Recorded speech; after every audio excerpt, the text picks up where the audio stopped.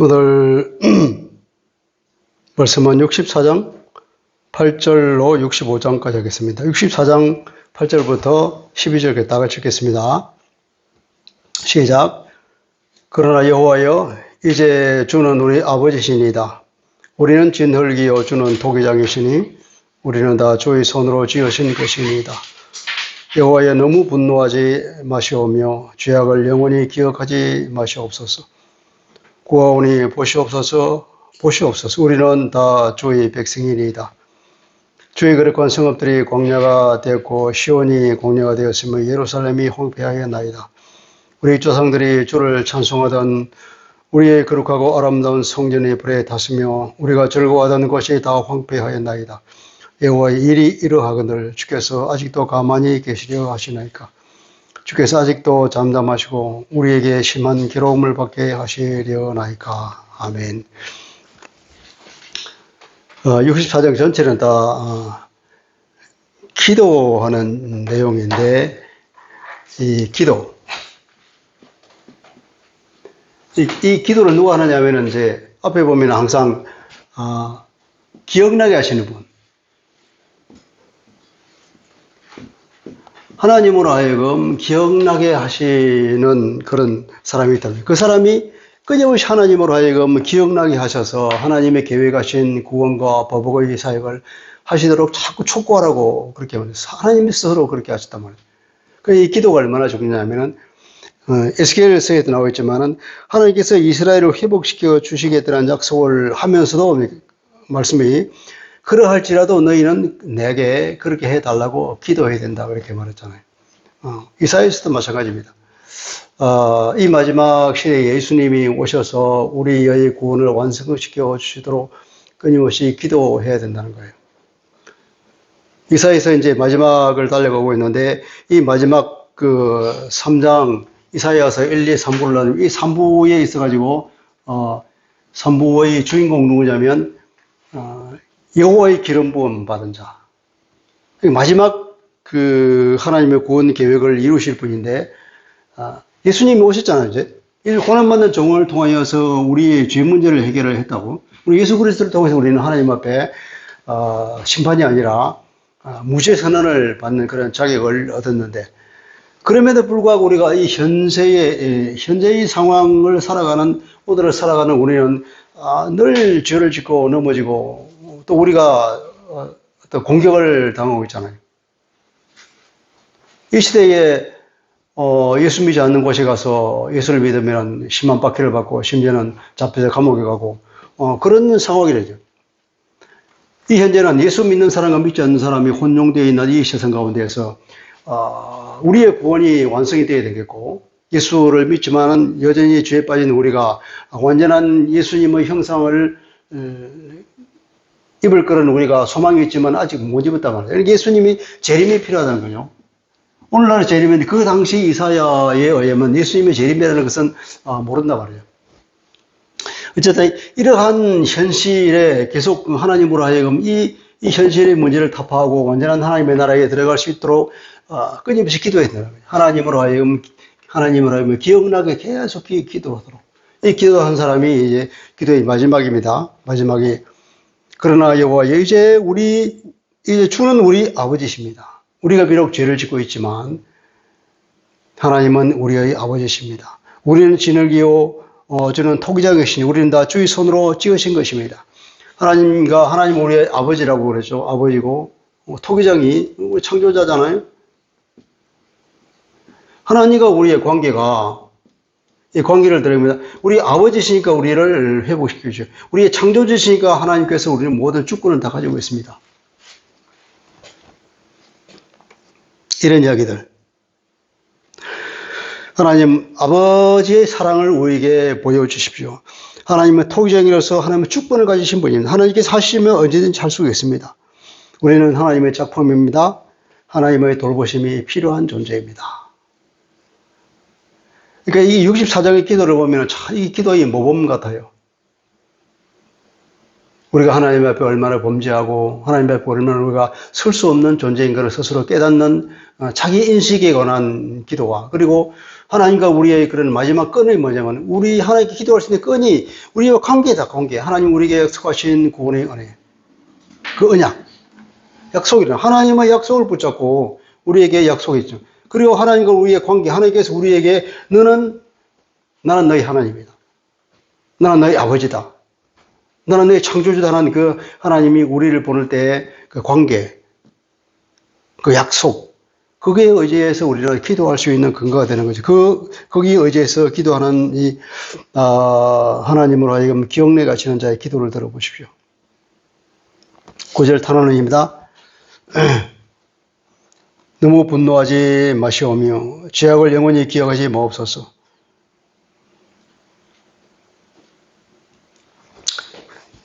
보소서 하는데 이게 이제 앞에 말은 오 이런 뜻이에요. 오 보십시오. 그리고 그 다음에는 말은 제발 오 보십시오.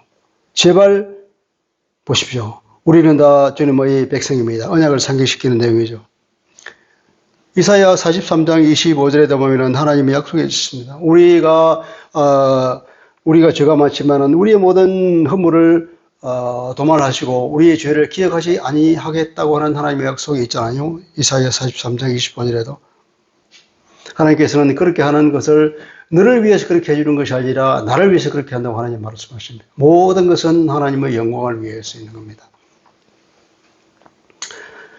그렇게 해서 탄원하죠. 하나님의 분노의 힘이 우리를 집어삼켜서 우리가 도저히 일어나지 못할 정도까지는 분노하지 마십시오. 그렇게 탄원하고 있다. 10절부터 12절까지는 12절에 보면은 이렇게 아직도 잠잠하시려 하십니까? 아직도 사랑을 보류하시려고 하십니까? 이 말이에요. 우리 조상들이 주를 찬송하던 우리의 거룩하고 아름다운 성전이 불탔고 우리가 절고 다니니 다 황폐하였나. 이 세상이, 이 상황이 총체적으로 우리에게 적대적이고 우리가 살아가기가 너무나 힘든 상황이 된 거예요. 그러니까 그럼에도 불구하고 여호와 이리 이러하거늘 이러한 상황을 보시고도 이 말이에요. 우리가 하나님의 백성들이 얼마나 이 어려운 세상에서 고통받고 있으며 스스로 일어나지 못하는 상황에 빠졌고 우리의 대적들이 얼마나 하나님의 백성들을 핍박하고 고통 가운데 있으며 이 죄가 우리를 놓아주지 않는 그래 우리가 정말 고통 가운데 있는 이러한 상황을 하나님께 다 보시고도 아직도 하나님께서 그 사랑을 하나님의 그 사랑을 여기 뭐냐면 보류 아직도 그 사랑을 보류하시려고 하십니까? 그 말이에요. 63장에 보면은 63장 15절에 그렇게 말하죠.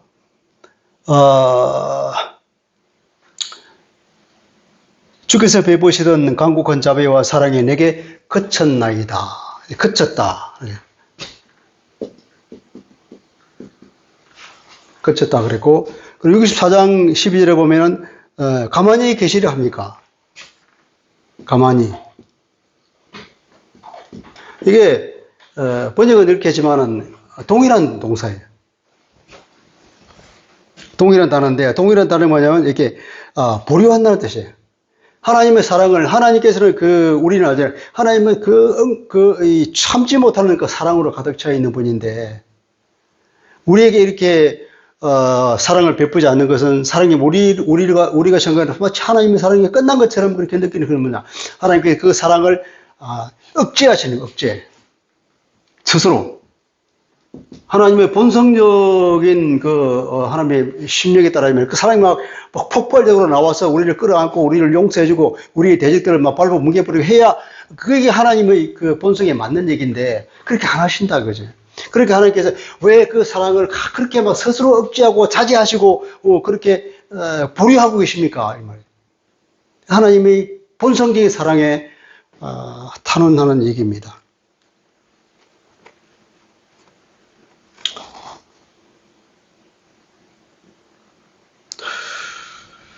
당신은 침묵하고 계십니까? 당신은 우리를 심히 압박하고 영원히 압박하고 괴롭게 하십니까? 우리가 감당하지 못할 정도로 그렇게 우리를 압박하고 계십니까? 10절은 주의 거룩한 성읍이 광야가 되었고, 우리의 상황을 하나님께 아뢰는 거죠. 3번 연속으로 말합니다. 주님의 거룩한 성읍이 그 약속의 땅 전체가 다 광야가 되었다는 거예요. 광야가 되었고, 그러니까 거룩한 성읍 시온 예루살렘 다 똑같은 말이잖아요. 단어만 달리 말했지만 거룩한 성읍이 광야가 됐고 시온도 광야가 됐고 예루살렘도 다 폐허가 되었습니다. 우리가 살아가는 이 상황이 그렇게 어렵다는 얘기입니다. 11절에 그래서 우리의 거룩한 집, 하나님께서 거하시는 곳이 집이죠. 우리의 거룩한 집 곧 우리의 조상들이 당신을 찬송하던 곳이 불의 불탐이 되었고 우리의 귀한 것들이 모두가 다 황무지가 됐습니다. 근데 이 11절, 12절이 어떤 상황을 두고 하는 얘기냐, 여기에서는 사람들이 생각이 엇갈리죠. 어떤 사람들은 포로기 이후의 상황을 말한다. 포로에서 돌아왔으니까 포로에서 돌아오고 난 뒤에도 여전히 이스라엘 사람들이 하나님 앞에 제대로 서지 못했잖아요. 그런 상황을 말한다. 그러니까 주전 539년 이후에 성전이 지어진 444년 그 사이의 일을 얘기한다고 하는 사람이 있지만 많은 사람들이 그렇게 생각하죠. 그렇지만 만약에 그렇다면 12절 같은 얘기를 할 수가 없죠. 주께서 아직 가만히 계시십니까? 왜냐하면 돌아왔잖아요. 하나님께서 은혜를 베푸셔서 바빌론 포로에서 돌아오게 해주셨는데 그렇게 말할 수는 없는 거죠. 이 얘기는 그냥 역사적 상황을 두고 말하는 것이 아니라는 거예요. 이사야 3편, 3부에 있어가지고는 역사적 상황과는 관계없는 거예요. 역사 상황과는 관계없고 하나님의 고난받는 종을 통하여서 우리의 죄 문제를 해결했음에도 불구하고 여전히 우리가 하나님의 영광에 이르지 못한다. 이 시대를 하나님께서 그 구원을 완성하기까지 우리는 어떤 삶을 살아야 하는가 이 땅에서 그 첫 번째 56장부터 66장을 3권이라 그러면 거기서 56장에서 그렇게 선언했잖아요. 너희는 안식일을 잘 지키라. 그러니까 예수 그리스도를 통해 구원을 받은 우리는 이제 어떤 삶을 살아야 하는가? 성화의 길을 걸어가야 한다는 거죠. 이 땅에 살면서. 그리고 여기서 영혼이 뭐냐면 다올 구원을 기다리랬거든요. 그러니까 한 번 더 구원이 있을 거예요. 새로운 구원이 있기까지. 그냥 안식일을 지키며 하나님께서 하나님 말씀에 순종하는 그런 성화의 길을 쭉 걸어가야 한다는 선언이 있고 드디어 이제 64장의 기도가 65장과 66장에 있어가지고 이제 하나님의 완전한 구원이 완성되는 그 상황을 묘사하는 거예요. 이제 마지막 장에 와 있는데 그런 상황인 것이죠. 이것은 역사적 상황을 이해하는 것이 아니라 이사야가 볼 때에 여러 환상을 보면서 마지막 한 번 더 하나님께서 우리에게 은혜를 베푸실 그 상황을 멀리서 바라보면서 이 글을 쓴 거라고 봐야 되겠죠.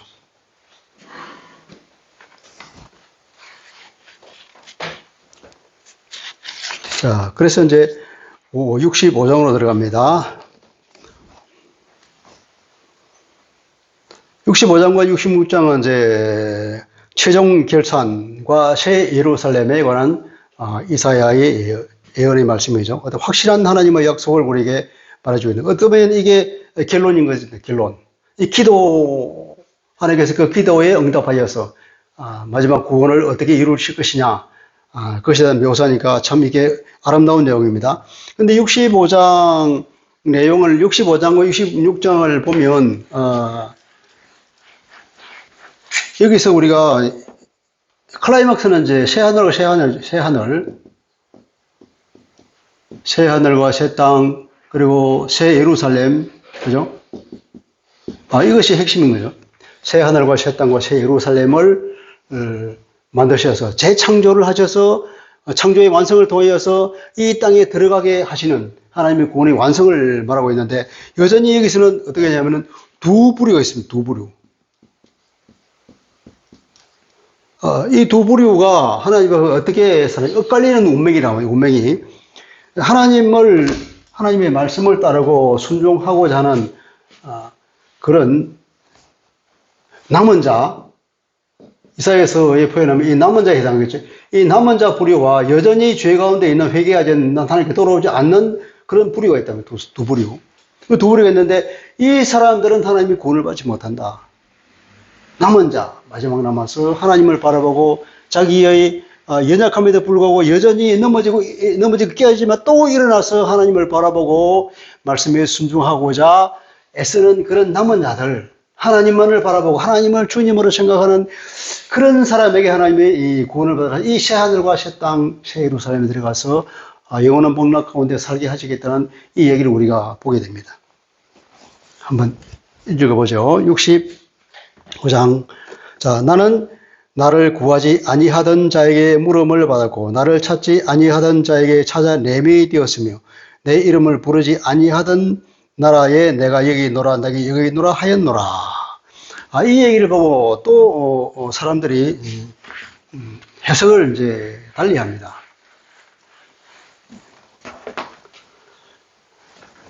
나는 나를 구하지 아니하던 자에게 물음을 받았다. 나를 구하지 아니하던 자. 물으면 이것을 어떻게 하냐면 nobody, 영어식 표현하자면 nobody가 나를 나에게 기도했다. 그러니까 나에게 기도한 사람이 아무도 없었다. 이렇게 세 번역이 이런 식으로 번역했어요. 영어식 이런 해석을 해서 아무도 나에게 물어보지 않았다. 또 나를 찾지 아니하던 자에게 내가 찾아내었다. 아무도 나를 찾지 않았다. nobody가 나를 기도했고 물었고 nobody가 나를 찾았다. 그러니까 이것을 어떻게 했냐면은 64장 12절에 보면 여호와 이러하가 너를 주께서 아직도 가만히 계시려 하십니까? 가만히 계시랍니까? 그렇게 그에 대한 하나님의 답변이 내려오네요. 하나님의 답변이 그래? 그 누구에게 기도하지? 그러나 이 이스라엘 사람들 중에 나한테 기도한 사람이 있었어? 나를 찾은 사람이 있었어? 아무도 찾지 않았고 아무도 내게 기도하지 않았다. 그런 하나님의 답변이라고 생각합니다. 그때 또 어떤 사람은 이제 우리 성경처럼 나를 구하지 아니하던 자에게 물음을 받았고 나를 찾지 아니하던 자에게 찾아냄이 되었고 내 이름을 부르지 아니하던 나라에 내가 여기 있노라 여기 있노라. 그러니까 한 번도 하나님을 알지 못하고 한 번도 하나님을 기도하지 못하고 한 번도 하나님에 대해서 들어보지도 못한 이 이방 사람들에게 하나님께서 은혜를 베푸셔서 하나님께 스스로 계시하시고 그들에게 하나님께서 은혜를 베푸셨다 하는 그런 내용으로 이해합니다.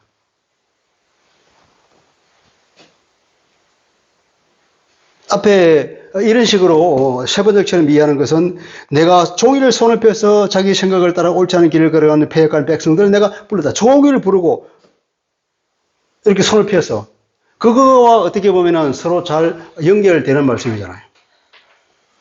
그래서 많은 사람들이 이런 식으로 해석을 합니다. 그러나 이 65장 전체를 보면은 하나님께서 이제 마지막 시대에 뭐냐면은 이 하나님의 구원의 계획이 확장되죠. 앞에서 계속 그런 얘기 나왔잖아요. 이 구원이라는 것은 이스라엘 사람들에게 국한되지 않는다. 그래서 이제 드디어 이방 사람들에게 한 번도 하나님을 모르던 그런 사람들에게 하나님께서 친히 은혜를 베푸신다는 내용으로 이해를 하는 것이 좋을 것입니다. 이걸 그렇게 하죠. 나를 구하지 아니하던 자에게 내가 물음을 받았고 나를 찾지 아니하던 자에게 내가 찾아내미 되었다. 이게 수동태거든요. 제기됩니다. 내가 스스로 나타내었다. 하나님께서 스스로 그렇게 의식적으로 계시를 하신 겁니다. 그리고 내 이름을 부르지 아니하던 나라, 내 이름을 부르지 아니하니까 원문에 보면 내 이름으로 불리지 않던 사람입니다. 내 이름으로 불리지 않던 사람에게 내가 여기 있다. 앞에 이런 식으로 해석을 하면은 하나님 내 이름을 부르지 아니하던 능동태로 해석해야 되는데 원문은 어떻게 보면 수동태로 했단 말이에요. 내 이름에 의해서 불리지 않자. 성경에 보면 내 이름으로 일컬어진다고 하죠. 내 이름으로 불리는 사람은 누구를 말합니까? 이 이스라엘 사람들이잖아요. 이스라엘 내 이름으로 불린다. 수동태. By my name. 내 이름으로 일컬어지는 것. 그러니까 여호와의 이름으로 일컬어지는 그런 사람들, 하나님의 백성 이스라엘 사람들. 그러니까 여기서 보면은 부르지 아니하던 나라 이방인들에게 하나님께서 내가 여기 있다. 내게 때가 하였노라.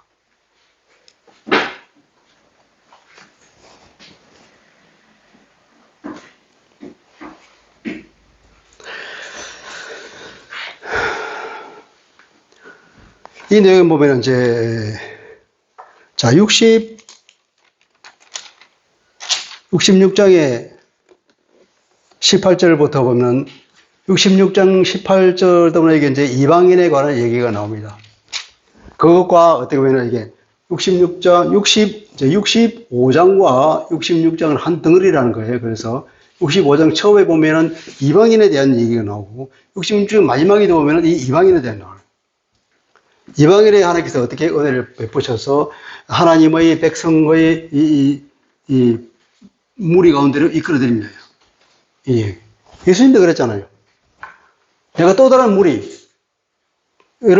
이끌겠다고 예수님의 말씀이 있었듯이 이 이방인에 대한 얘기가 나오고 60년 마지막에 또 이방인에 대한 얘기가 나오는 거 봐서 65장과 66장은 이 이방을 하나님의 그 백성들로 끌어들이겠다는 그런 큰 하나님의 계획이라는 관점에서 본다면 한 덩어리를 볼 수 있습니다.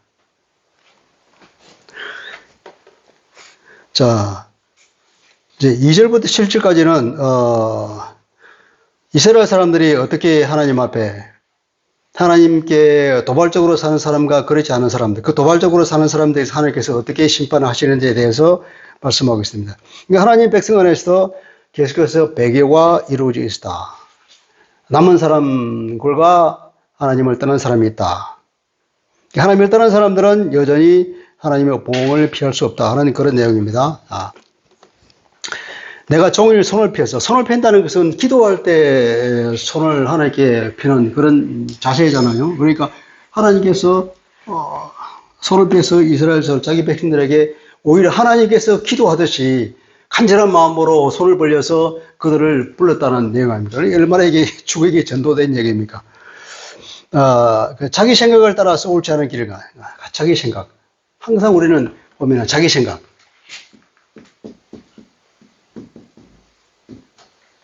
내 생각을 따르지 않아야 되는데 하나님의 말씀에 따라가야지만 늘 자기 생각에. 우리가 사사기에 보면 그런 말이 나오잖아요. 그때는 왕이 없었기 때문에 지 생각에 옳은 대로 살았다 그래요. 스스로 생각해서 그 잘못된 기준에 따라서 살면 하나님께서 원하시는 삶이 되지 않고 하나님의 길을 떠나는 거죠. 자기 생각을 따라서 옳지 않은 길을 걸어가는 패역한 백성들을 내가 불렀다. 패역한 백성, 범죄한 백성들을 하나님께서 불렀다. 종일 속에서 하루 종일 간절하고 애원하는 심정으로 그들을 불렀지만 그들이 돌아오지 않았다는 거죠. 근데 그들은 동산에서 제사하고 벽돌 위에서 분향하고 여러분 하나님께 제사하는 것은 하나님께서 말씀하신 방식대로 제사를 해야 되잖아요. 그래서 성막을 만들고 제단을 만들고 거기서 그렇게 하나님께서 지정한 방식에 따라 제사를 해야 되는데 어떻게 합니까? 동산에서 제사했다. 그게 하나님의 지정한 방식이 아니고 또 벽돌 위에서 분향했다. 내 앞에서 항상 내 도를 일으키는 백성이다. 그들의 무덤 사이에 앉으며 엄밀한 처소에서 밤을 지내고 무덤 사이에 안다고 하는 것이 하나님의 백성으로서 제사하고 하나님과 관계하는 방법이 아니잖아요. 이방인들이 하는 우리 주술적인 방식으로 따라서 무덤 사이에 들어가고 그리고 엄밀한 처소, 그러니까 엄밀한 처소는 다른 것과 차단되어서 골방 같은 곳에서 밤을 지낸다. 밤새 철야를 한다. 그런 적신을 하면서 철야 기도를 하는 거예요, 말이죠.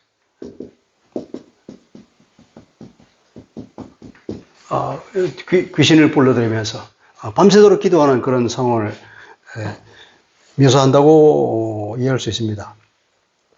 그리고 돼지고기를 먹고 가정한 것들의 국을 그렇게 담고 사람들에게 이런 그런 가정한 행동을 하고 하나님께서 보시기에 귀신을 섬기지 말라 그랬는데 우상을 섬기고 귀신을 섬기면서도 스스로 하는 얘기 뭐냐면 5절에 사람들이 이러기를 너는 내 자리에 서 있고 내게 가까이 말라. 나는 너보다 거룩하다. 이게 이런 사람들 하나님께서 얼마나 그 참 안타깝겠습니까? 그래서 이런 자들은 내 코의 연기와 종일 타는 불이로다. 스스로 자기들은 1등 국민이고 다른 모든 사람들을 너희들이 2등 국민이고 2등 백성이다. 나는 1등 백성이다. 나에게 가까이 오자봐라. 나는 너희보다 더 거룩하다. 혹시 오늘날에도 이런 사람이 있을까요?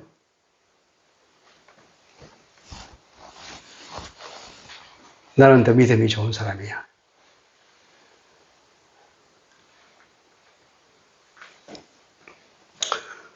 이렇게 구분 짓는 그 자체가 하나님의 말씀과는 배치되는 거잖아요.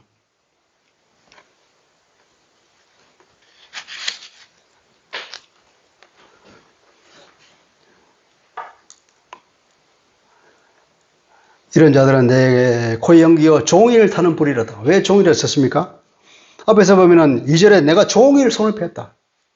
종일 손을 폈는데 나에게 다가오기는 그냥 정반대의 길을 가니까 어떻게 했습니까? 그런 종일 불타는 불로 심판을 받아야 되겠죠. 보라 이것이 내 앞에 기록되었으니 내가 잠잠하지 아니하고 반드시 보응하되 그들의 품에 본거라. 기록되었다. 기록이라는 말을 하나님께서 많이 쓰잖아요. 기록이라 쓰고 기억하신다 하나님. 이게 책. 성경에 보면 생명책이라는 말도 쓰잖아요. 그러니까 책이라고 해서 기록을 말하는 것이고, 달리 말하면 하나님의 기억, 하나님께서 기억하신다는 거예요. 하나님께 일일이 다 기억하시면서 그 기록된 대로 심판의 대상이죠. 심판. 이 심판은 하나님께서는 더도 말고 덜도 말고 있는 그대로 심판한다. 하나님께 다 아시니까, 다 기억하시니까. 심판은 자기의 행위에 따른 대로 100% 심판을 받을 것입니다. 그러면서 잠잠하지 않냐고 반드시 보응하되 그들의 품에 보응하리라. 품에 보응한다는 것은 뭡니까? 보응한다는 말의 심판한다는 말의 그 관용적인 표현입니다.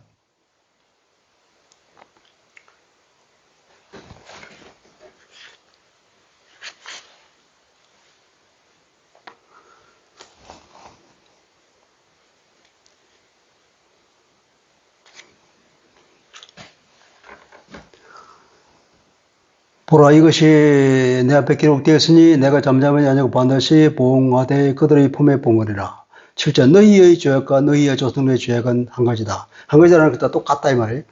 자 보면은 자 그들의 품에 보응하리라. 그들이 이제 3인칭인 걸 썼는데 그들이라고 이게 7절에 가보면 너희라고 2인칭을 써요. 여기서는 그들이라고 했다고 여기서는 바로 너희다. 이게 일종의 수사적인 기법이에요.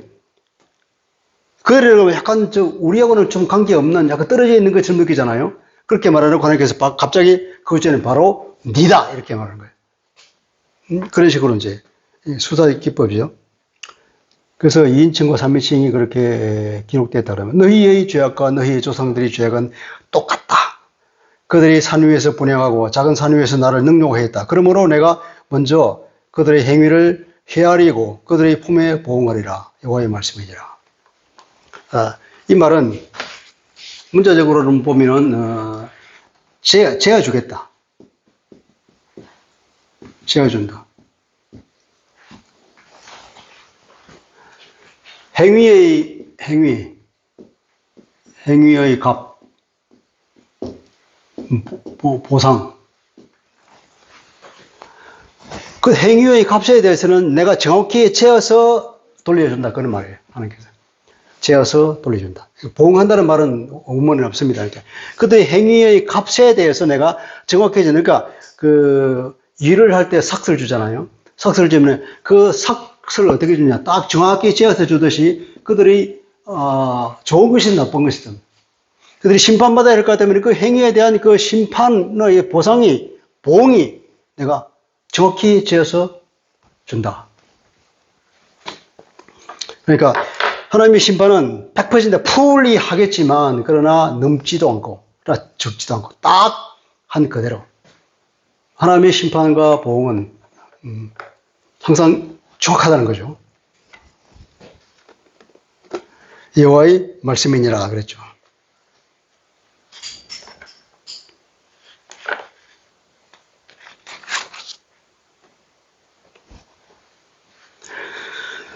여기 이제 먼저 하는 얘기인데, 그러면 내가 먼저 그들의 행위를 헤아리고, 그러니까 내가 하나님이 하시는 하나님이 하실 일의 목록 중에서 제일 먼저 나오는 목록이 먼저 심판한다. 제일 먼저 심판하겠다 하는 그렇게 해석하기도 하고, 또 어떤 경우는 이전의 행위, 이걸 이제 아까 먼저는 부사로 해석한 거고, 이전의 행위를 형용사로 본 거죠. 동일한 단어인데, 형용사로 봐서 이전의 행위에 대한 심판을 해주겠다. 네, 그렇게 해석하기도 합니다. 그러니까 NIV 같은 경우는 그렇게 해석하고, 하나님께서 해야 될 제일 첫째 목록이 그거다. 그러니까 먼저. 또 한편으로는 처음부터 라고 한다 그러면은 하나님께서 철저하게 심판하겠다는 그런 의미로 해서 이게 뭐 이렇게 다양하게 해석됩니다. 어쨌든 8절부터 10절까지는 이제 남은 자들에 대한 축복이 오는 게 항상 얘기가 아까 두 부류라고 했잖아요. A 부류와 B 부류. 남은 자와 배반한 자. 그러니까 이게 A와 B, A와 B, A와 B. 65장과 66장은 항상 이런 식으로 이렇게 나와 있다. 심판을 받는 사람. 그러나 남은 자들에서는 은혜를 베푼다. 이 하나님 대적한 자들은 이렇게 심판한다. 그러나 남은 자들은 심판한다. 이런 식으로 구성이 되어 있는 거예요. 그걸 알고 읽으면 이해하기 좀 쉽습니다. 자, 8절에 보면은 여호와께서 이와 같이 말씀하시되 포도송이는 접이 있으므로 사람들이 말하기를 그것을 상하지 말라. 거기 복이 있느니라 하나니 나도 내 종들을 위하여 그와 같이 행하여 다 멸하지 아니하고. 이 말을 우리가 참 이해하기 어렵죠. 뭐라 그럽니까?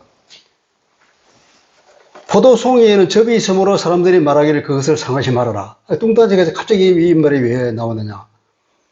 포도송이 이게 이거는 애죠. 그런 부분을 보면은, 그렇게, 사람들이 그렇게 말하니, 사람들이 일종의 속담이죠. 속담 내지는 세상 속에서 사람들이 하는 얘기죠. 사람들이 이렇게 하고 있지 않냐. 그것처럼 나도 이렇게 하겠다. 그게 구문이고, 여기 보면 또 많은, 원문 자체가 이제 그렇게 될 거죠. 이제, 카 아셰르는 나옵니다. 이거는 when이라는 뜻이고, 이거는 as라는 뜻이에요. 혹은 like.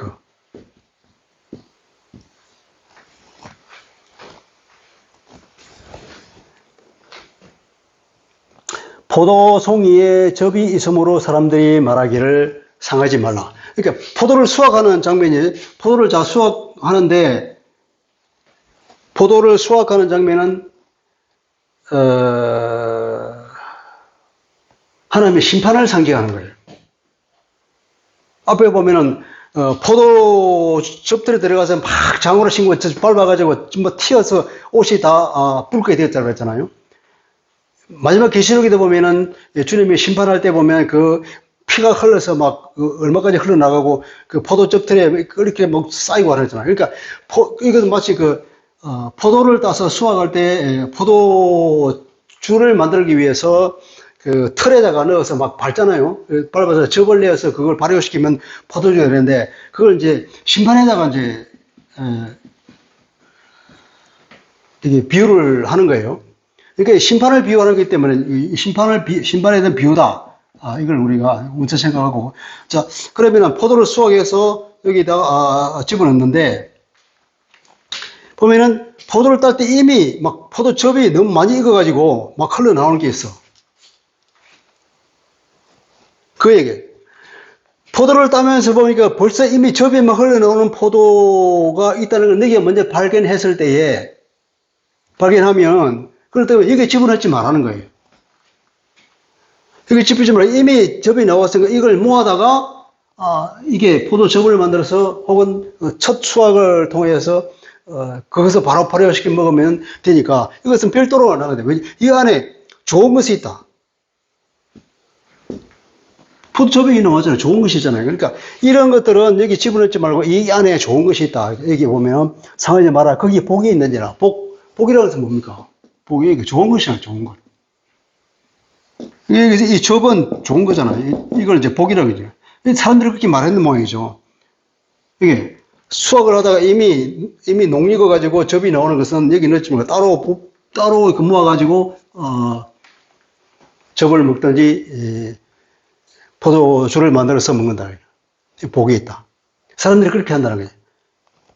이 수확과 심판을 비유를 해서 하나님 말씀에 사람들이 그렇게 하지 않냐. 그렇듯이 나도 내 종들을 위하여 그와 같이 행하여 다 멸하지 않은 것. 다 여기서 집어넣어가지고 심판해서 다 밟아서 다 디트로이 하는 것이 아니라 이 사람들을 따라내어가지고 하나님께서는 특별하게 은혜를 베풀겠다. 그런 내용이에요. 그러면 이제 이해가 쉽죠요? 내 종들을 위하여 그와 같이 행하여 다 멸하지 아니하고, 그리고 내가 야곱에게서 씨를 내고 유다에게서 내 산들을 기업으로 얻을 자들을 내리려. 그러니까 야곱에는 유다나 동일한 거죠. 그러니까 동거 반복입니다. 기업으로 얻을 자를 내리려. 내가 택한 자가 이를 기업으로 얻을 것이요 나의 종들이 거기에 살 것이라. 내가 택한 자, 그러니까 또 그것을 내 종들, 하나님께서 당신이 택한 새로운 백성, 택한 백성, 그것을 하나님의 종이라고도 표현을 하죠. 그 사람들에게 은혜를 베푸겠다는 겁니다. 여기 야곱에게서, 이스라엘에게서, 여기서 남은 자를 뽑는다. 아까 이렇게 특별히 녹익어져 막 접이 나오는 것을 따로 분류하듯이 나도 그런 사람들을, 남은 자들, 하나님의 말씀을 떠나지 않냐고 하나님께서 끊임없이 바라보면서 구원을 바라보던 그 사람들에게는 내가 특별한 은혜를 베풀어서 하늘나라를 상속하게 해주겠다 하는 말씀입니다. 샤론은 양떼의 우리가 되겠고 아골 골짜기는 소떼가 넘는 곳이 되어서 나를 찾는 내 백성의 소유가 될 것이다. 샤론과 아골.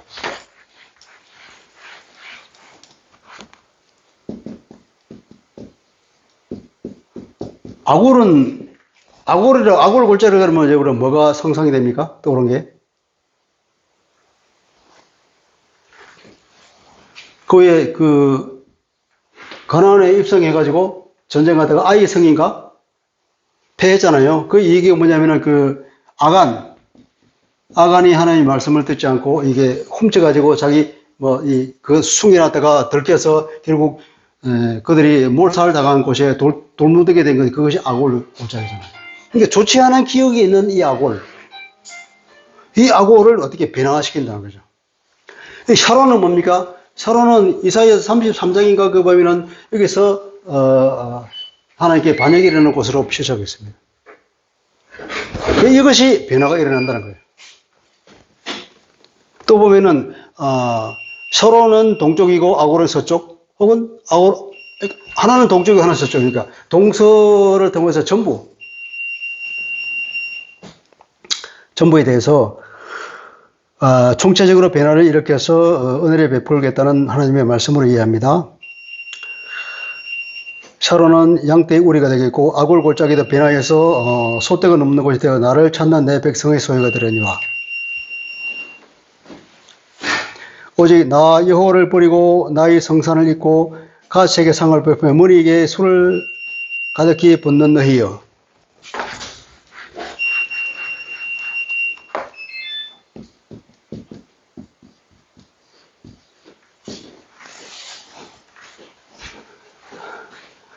갓이라고 하는 것은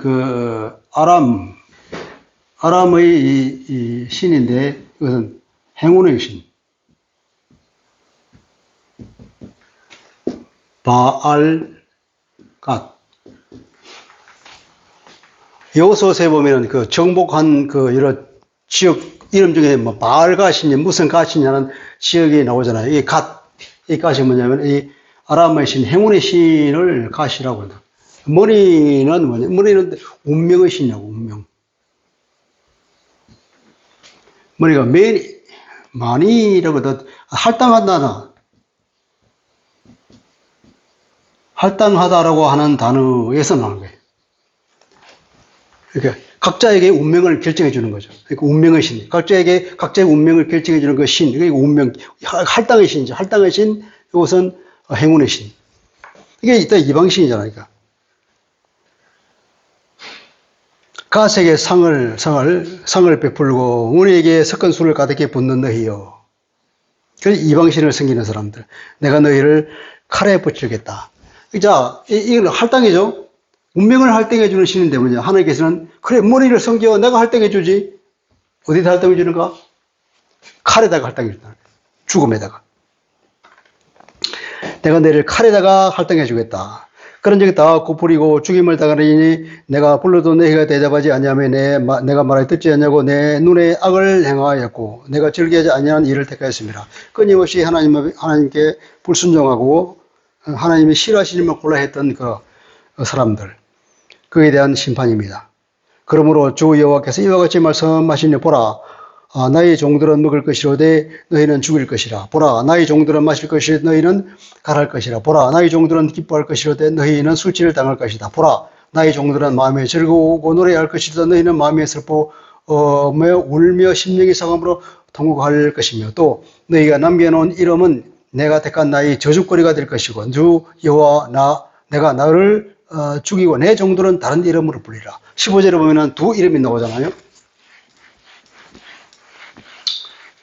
여러 번 이제 서로 상반되게 A는 어떤 은혜를 베푸고 B는 어떤 심판을 당할 것이다. 계속 말씀하시면서 이제 두 이름, 그들의 이름과 내 종들의 이름, 새 이름. 이름이라는 것은 뭡니까? 그 사람의 총체적인 것을 말해주겠잖아요.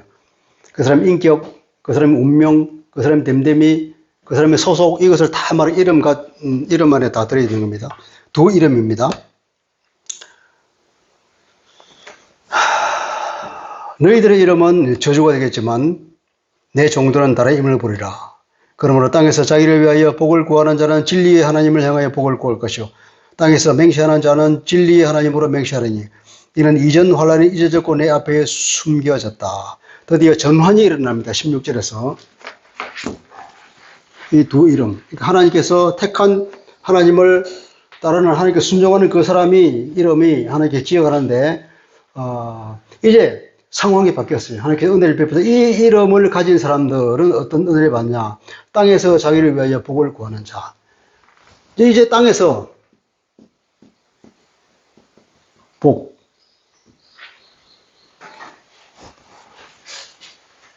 이제 그들은 땅에서 복을 구한다. 그죠? 땅에서 복을 구하는데 어떻게 구하냐면 하나님을 향하여, 이것은 오역이에요. 하나님 안에서. 그런 사람들은 이제 이 땅에 살면서 복을 구하는데 하나님 안에서 복을 구한다. 정상적으로 돌아왔잖아요.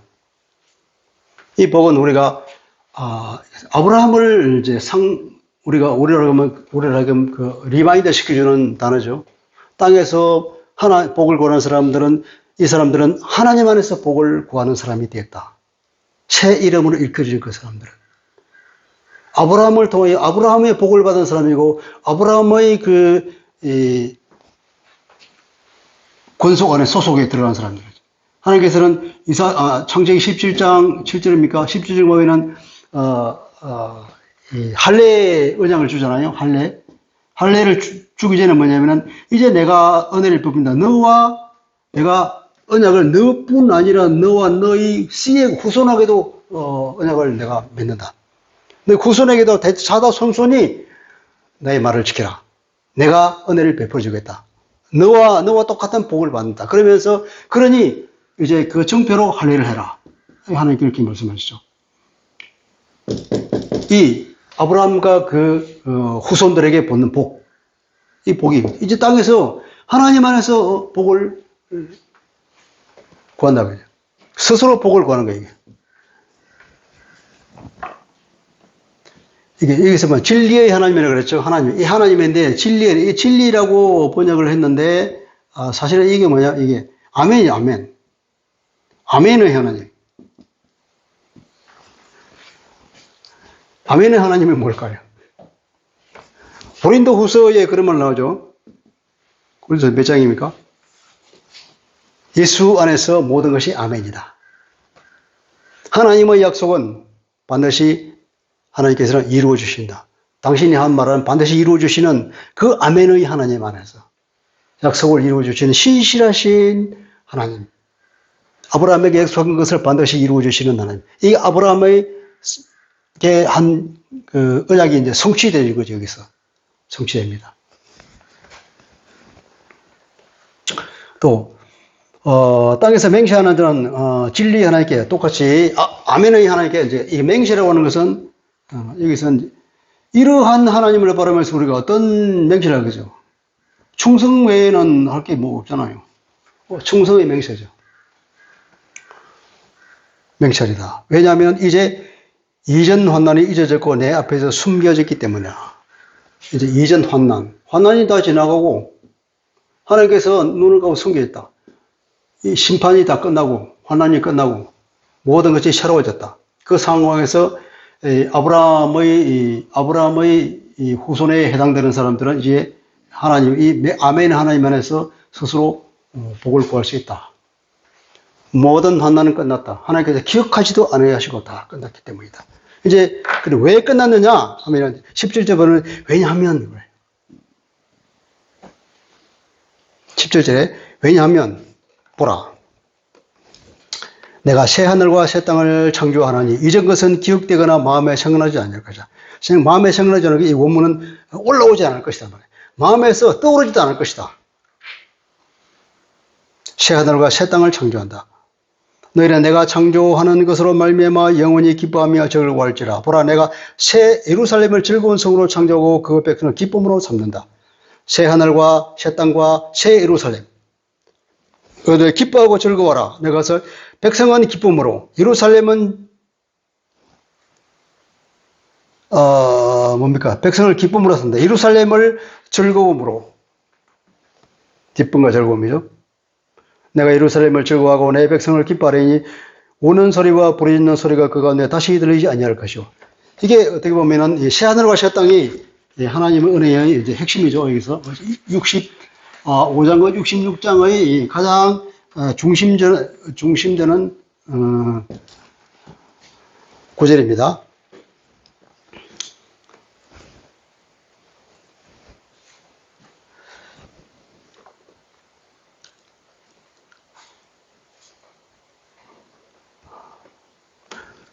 빨리 해야 되겠네요. 자, 거기는 날수가 많지 못하여 죽는 어린이와 수원이 차지 못한 노인이 다시는 없을 것이라. 곧 백세에 죽는 자를 젊은이라 하겠고 백세가 못되어 죽는 자를 저주받은 자라 할 것이다. 여기서는 몇 살을 산다 하는 얘기가 나오는데 이 옛날 사람들 입장에서 보면 이제 그 사람들의 수준에 맞게 이해할 수 있도록 하나님께 설명하는 거예요. 지금 우리의 입장에서 이해할 때는 거기는 죽음이 없다는 거예요. 죽음이 없다. 죄도 없다. 죄와 죽음이 완전히 없어진 상황을 말하고 있습니다. 새 하늘과 새 땅에는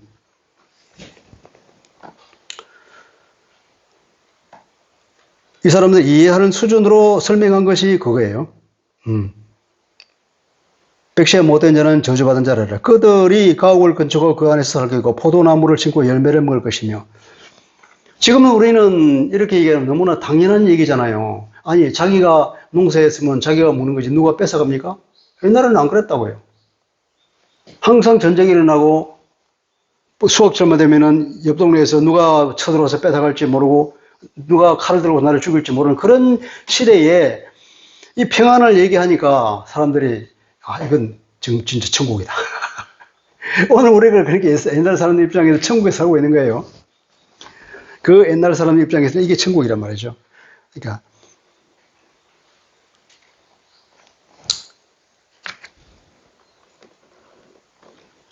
내 소유가 보장되고 또 그들이 건축한 데에서 타인이 살지 않고 그들이 심은 것은 타인이 먹지 아니하고 이는 내 백성의 수완이 나무의 수완과 같고 내가 택한 자가 그 손으로 오기라는 것은 길이 누릴 것이다. 길이 누린다는 것은 마르고 닳다가 누린다. 달아 떨어진다 이 말이에요.